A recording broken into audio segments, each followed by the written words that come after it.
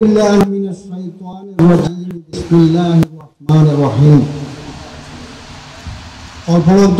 পরিষদ কর্তৃক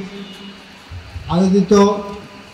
মানবতার মুক্তিদূত মুহাম্মদুর রাসূলুল্লাহ সাল্লাল্লাহু আলাইহি ওয়াসাল্লামের জীবন চরিত্রের উপর সিরাত মাহফিলে আজকে সবার উপস্থিতি, সম্মানিত মেহমানবৃন্দ, উপস্থিত ইসলাম প্রিয় তৌহিদি জনতা, আসসালামু আলাইকুম ওয়া রাহমাতুল্লাহি ওয়া বারাকাতুহু। আজকের এই মহান দিনে সর্বপ্রথমে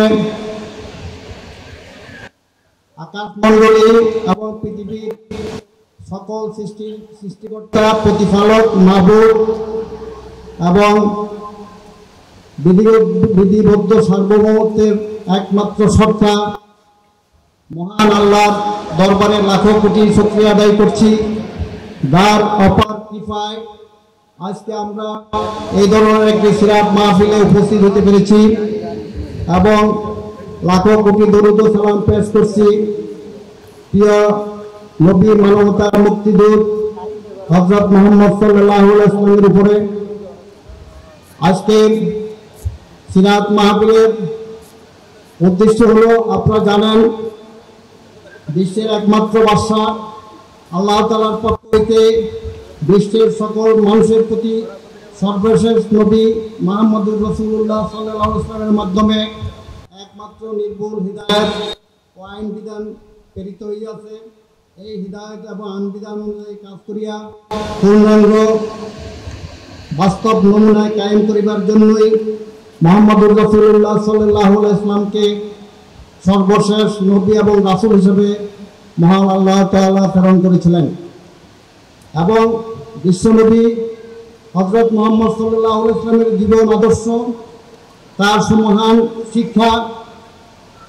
ব্যক্তিগত, পারিবারিক, সামাজিক, সাংস্কৃতিক এবং রাষ্ট্রীয় জীবনে বিশ্বনবীর অনুকরণীয় পন্থা অবলম্বন করার মাধ্যমে একমাত্র বিশ্বের শান্তি আসতে পারে। আজকের এই সিরাত মাহফিলের মুখ্য উদ্দেশ্য হলো,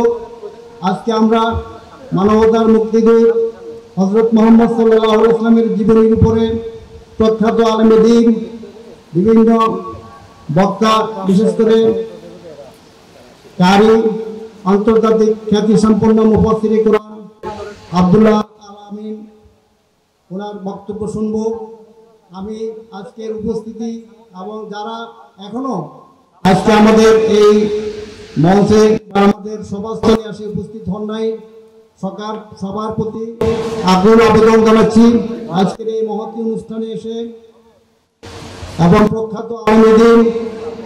এবং আন্তর্জাতিক খ্যাতি সম্পন্ন মুফাসসিরে কোরআন এবং বিশিষ্ট আলোচক যারা আছেন সবার আলোচনার শোনার জন্য এবং আমাদের বাস্তব জীবনে আমরা যাতে ব্যক্তিগত, পারিবারিক, সামাজিক, অর্থনৈতিক এবং রাষ্ট্রীয় জীবনে, সাংস্কৃতিক জীবনে এটার প্রতিফলন ঘটাতে পারি, সেই আহ্বান রেখে এবং আজকের আলোচনা শোনার জন্য সবাইকে ধৈর্য সহকারে বসার জন্য অনুরোধ করে